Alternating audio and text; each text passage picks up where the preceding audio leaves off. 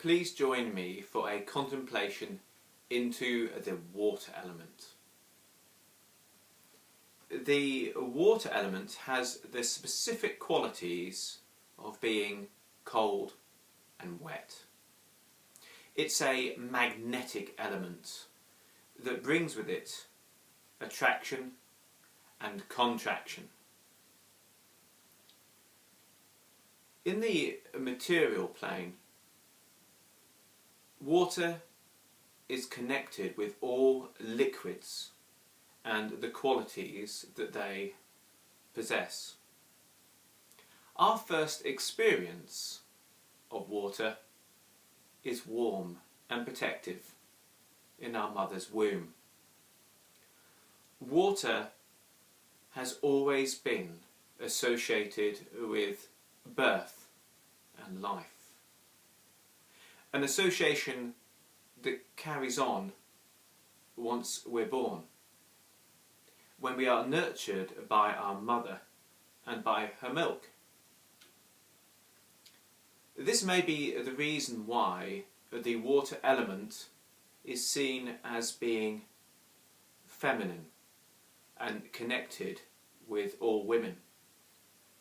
It may also be because the moon controls the tides of the sea, but also has a great influence on the cycle of a woman.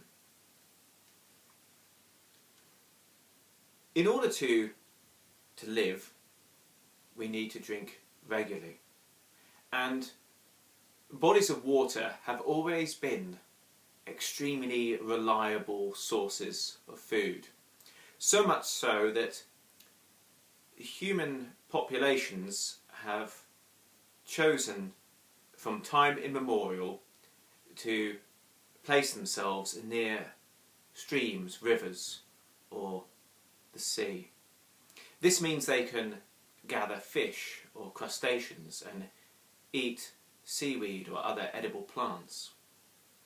It also means that they can wash, and water allows us to purify, cleanse and sanitize both ourselves and our environment. So powerful is this connection that we have with water being healing, that we have beliefs in every culture that there are certain wells or streams which contain water that can restore us to health. Likewise, most spiritual traditions have rites or ceremonies that can sanctify or purify water, and then, once blessed in a special way, can be used as a form of baptism, can clean us on the inside just like it cleans us on the outside.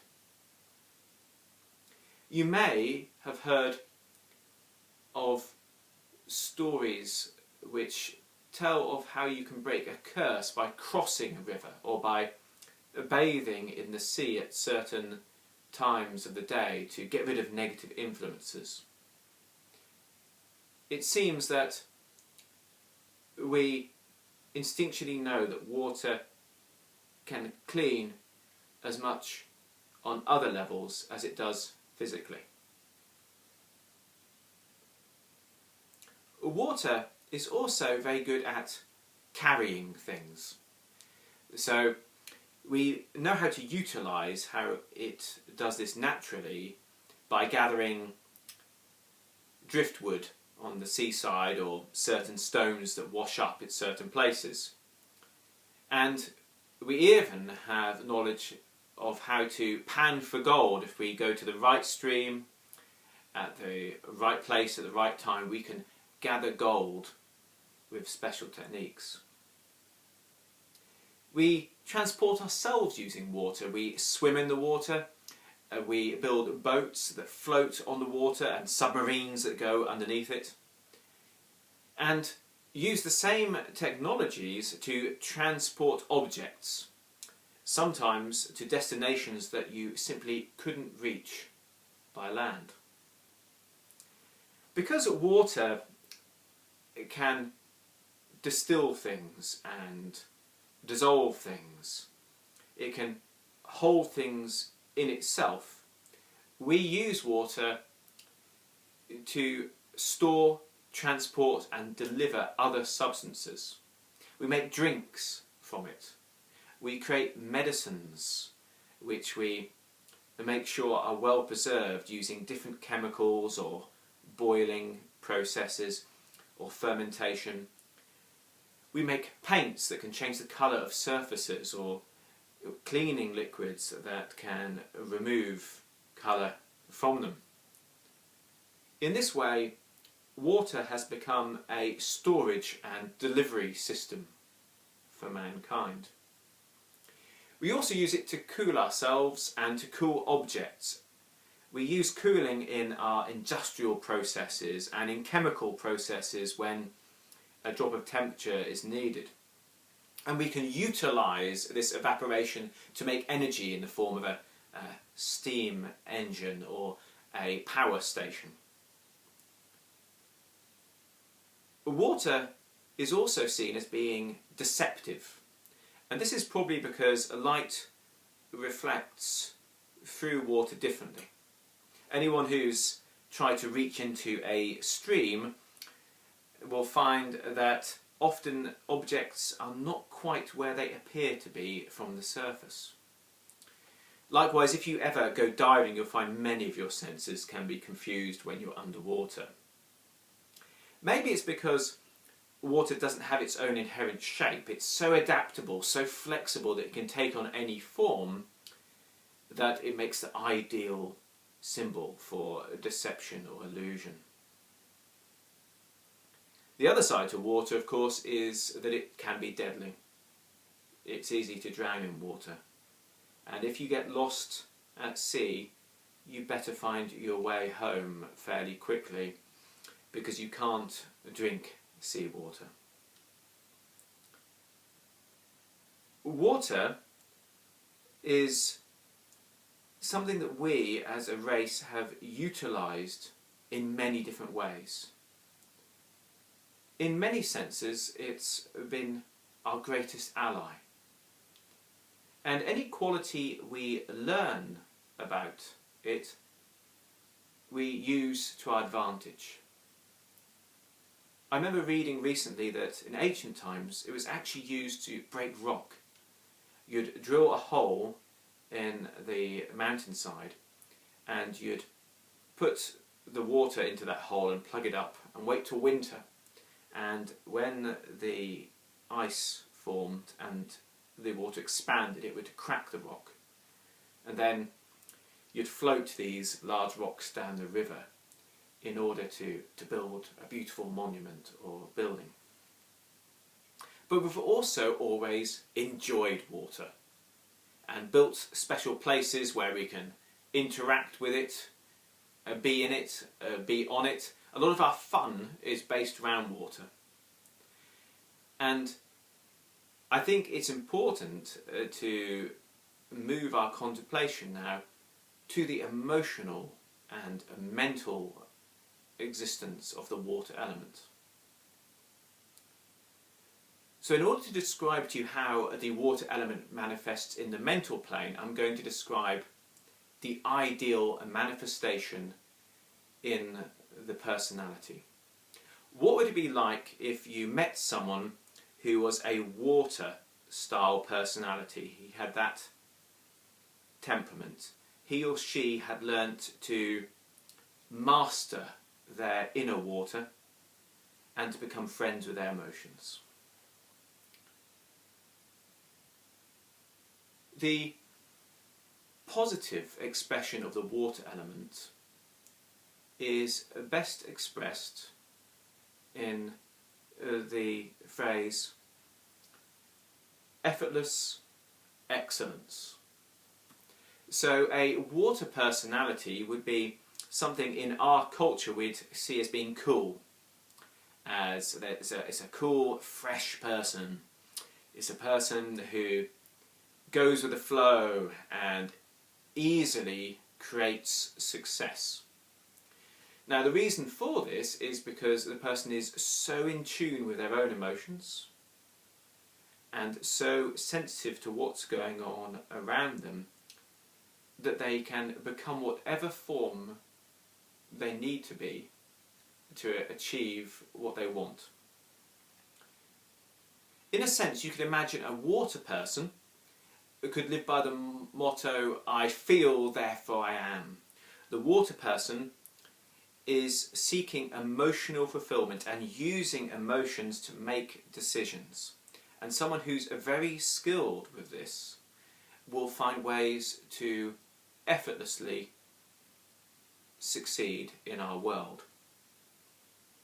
To them, honesty is their greatest power, and they're not held back or confused by overthinking or by any other concerns that people who are of other elements might have. They are masters of being in the right place at the right time. So if a water element person wanted to make money, they would look at what made money, look at the process and imitate it and situate themselves in the right position. Whereas other people may move more towards mixed motives and try to do something that they are close to or they know well. A water element person will be very intuitive and very empathic. They would make wonderful actors, wonderful healers, therapists, artists, but they could also be great salespeople or marketeers or PR people, because they use this sensitivity to help amplify positive emotions in others. They're the masters of using a story to create effect. A perfect water element interaction would be how they would find a way to help you emotionally get what you want while they get what they want. These are very versatile, inspired people who bring the heart into many circumstances. They often remind us that the most important thing in life may not be in our intellect, or it may not be in our achievement, it may be in our kindness. And kindness for the sake of kindness, simple, selfless caring, would be exemplified by a water element person. The water element allows us to be sensual, emotional, and have a genuine connection. They're great lovers, and they can create atmospheres or utilise atmospheres in a way that others may find difficult. Those who have mastered the water element tend to use repetition and enjoy repetition in order to achieve things. They manage to bring out the best in people. So we could imagine that the ideal expression of water would be amplifying the inherent goodness in the person they talk to. They bring out the good emotions, the ones that are working and should be there. In healing, you can imagine the ideal healer would find the natural mechanisms which are bringing health both internally and externally, help them express that, help their patient bring these healing qualities about and restore natural processes that maybe need to be adjusted. An ideal artist who has mastered the water element would allow us to realise our own better nature, or to make us question when we've gone off track. Because the water element person can tune in and become at one with their environment, they're very versatile, and their effects can be very subtle but have very big ripples. But let's now consider what could happen if this element didn't express itself as positively. what if the person who had a strong predominance of this water element hadn't got the hang of controlling the element, so the element controlled them? In our society, we have got names for people that we can identify this kind of problem in. So we'd say they're a drip, they're a wet blanket. We could see them as sopping.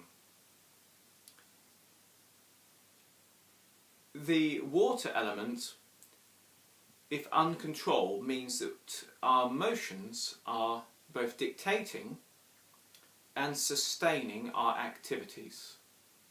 And our senses are not sources of information but commands. So a water element person who hasn't got the hang of it quite will be very expressive, and they won't like it if others aren't very expressive. They'll be very concerned because they can only think in terms of emotional motives and responses. They'll be constantly checking their own emotions to see how they're feeling, and this can make them very self-centred in times. But you'll find a strange thing with water element people. When the element isn't under control, they're both the most selfish people and the most selfless. So they're so concerned with their own emotions for periods that they can be completely caught up in that. But they're also so influenced by anything that happens around them that they can lose who they are. When they make their decisions, they will only use either the immediate senses or how they feel about the circumstance. They will never use memory, reason, duty, ambition, logic. None of these things come into it. Indeed, the person is so influenced by their own internal emotions and those around them that they'll seem very unpredictable, very inconsistent. They'll flow from one form to another depending on who they've been with or how they feel at the time. Their strategies tend to be water-based, so they will use lying or manipulation. Remember how I mentioned the very positive expression of the water element would be inspirational through stories. This will be manipulation through creating realities, and it's very easy for them to lie like this because that's what they believe. They live in the lie, it's their reality in the moment. They will live in the short term, and many of these qualities we tend to associate in our society with being childish. So just like the positive expression involves repetition, often they'll childishly wear people down with nags or whining or requests in order to get what they want. Because they're so moved by their own internal emotions, they'll often end up expecting other people to be motivated in the same way. So they'll find logical arguments or expectations from other people which come from other sources, maybe tradition, maybe from different perceptions of things. They'll see them as emotional attacks, and this makes them very sensitive in the world, and emotions go round in them a lot. They repeat, so it's hard for them to get over pain from the past. The water element, when not expressed in its positive form, when not controlled, means that the person runs out of steam very quickly. They're great at starting projects, but because they've never learned to do things without the emotional motive, once the motion goes, they stop doing things. They'll let other people finish it for them, and indeed they learn to be very reliant on others, because they've got their own agendas, and because recruiting others is something they can do easier than learn to have a sustained emotional drive towards things. Indeed, their version of learning to stick to things will be learning to keep emotionally driven. They will do anything other than go through a period where there isn't a strong positive feeling towards what they're trying to do. Often this water can be demanding, so it wants a lot of stimulation, and you can see people become thrill seekers of one sort or the other. And this can be either very subtle, someone who is fixated with being happy, or it can be obvious, the taking of drugs. Sometimes this sexual element to the water element can get confused, and the person can mix up the affection from sexual activity with genuine love, and they can become quite heartless in the way they interact, because they're seeking love as if it's a quantity that can be measured and given in doses. The important thing to remember when dealing with someone who is under domination from the water element is that their emotions are ruling all their decisions, and they believe that yours are too. So anything you do will be seen as being a result of what you want, of your inner desires. So that concludes our summary of how the water element could negatively express itself. And we can see the contrast between this positive controlled expression and the negative expression. And the truth is, of course, you'll very seldom meet someone who is one or the other. Often we have different qualities that we can control, and you'll see a bit of both. One really important thing to note is that water element people tend to suffer from running out of steam, from a lack of things. And fatigue will change their character in a very challenging way. The water element person will enjoy salty tastes. They will like to eat vegetables, and they like to have comfort foods, foods which are particularly based on fats. The water element, when out of balance, it can lead to certain health problems.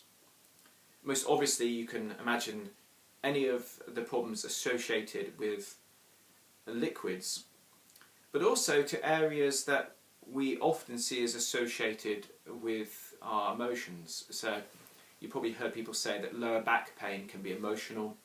Well, all around this pelvis area, our reproductive system, our digestive system, our lower back, these are the areas that tend to go wrong in water element people. Their hips, their legs, anything that stops their flow seems to be the kind of things that come up. Problems with their feet or with the circulation in their legs seems to be quite common. The water element person can have problems with processing emotions, and one thing to look for is if they, or if you, find yourself wanting to express the same thing again and again, it may show a sign that it hasn't internally processed quite the way it could do. Water element people respond wonderfully to anything which is sensational, anything which is tactile. And they'll often have activity that seeks out that kind of thing. So they'll respond very well to massage, and subtlety is often the key for them. So homeopathy or gentle therapies tend to work better than very aggressive things. In their spare time, they like to do flexible things. So they like to do yoga or artistic things, things that will require flexibility of the mind or the body. As mentioned earlier, sometimes drugs can be a challenge, so they'll like to drink often, and sometimes also this connection with the world will lead to eating disorders because they enjoy things so much that it's hard to control them. So in other areas, not just in food, you'll often see a boom and bust approach. The biggest challenge for someone of the water element will be lack. The water element tends to keep other elements in check. So when they run out of the water element, their skin may get bad. Bad skin or negative undesirable scents on the body are a sign that the water element is too low. And people who are of the water element, when they get run down, their skin will get bad. They might have rashes or other diseases of the skin. So for this reason, to manage your own water element, or for people who are very of the water element, rest is very, very important. Learning to go with the flow is something you'd expect water element people to do easily, and effective water element people do. But because they know they're very, very influenced by outside circumstances and people, often they'll resent this. They resent how their subconscious affects them, and they'll even resent positive influences in their life because they want to be in control. To navigate on the sea, it's best to go with the tide sometimes, and to go in the direction the wind's blowing. A water element person will do very, very well to control their environment and control who is in there. They want to control their diet, make sure it's the right food in their environment. You want to control your mood, make sure it's the right people, the right stimulating things. Later on, you can start to learn to be more resistant outside influences, but until you're in a state of tranquility, until everything's in balance, until you've achieved an inner harmony, make sure that you control where. Think of that river in the earlier contemplation with gold in it. Right place, right time, right technique. This is the key to utilising the water element for all of us. I hope this video has been of use to anyone who is interested in learning about the water element. Until next time, let's let every word, thought and action count.